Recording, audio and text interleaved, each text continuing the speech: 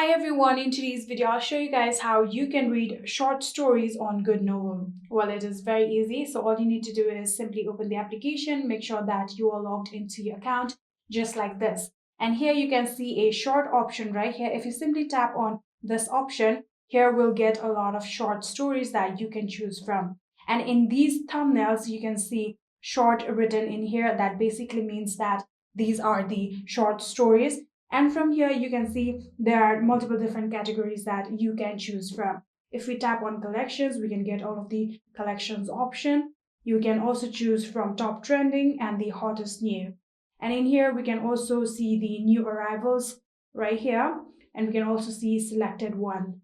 And if you go to the home page, if you scroll down a bit, here you can also choose multiple different categories like romance and emotional realism and much more. And if you ever just want to search for these stories, you can always tap on this search option right here and simply type down the novel name. And like that, you'll be able to search for the specific novel that you are looking for. So if we simply go back, and in here you can see we are again on the short option. I can simply tap on any of the novel that I want. I'm going to choose this first one just like this. Here you can see now I can read my short stories in GoodNovel just like this.